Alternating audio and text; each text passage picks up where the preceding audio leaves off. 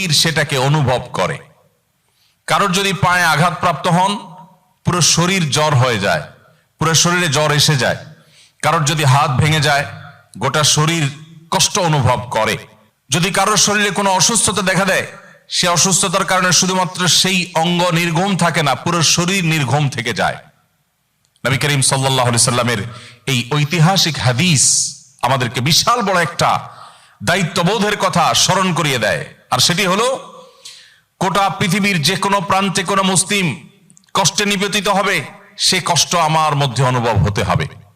পৃথিবীর যে কোনো প্রান্তে মুসলিম যখন ভালো কোনো অ্যাচিভ করবে, অর্জন করবে, সেটাকে আমার খুশির কারণ হিসাবে ধারণ করতে হবে।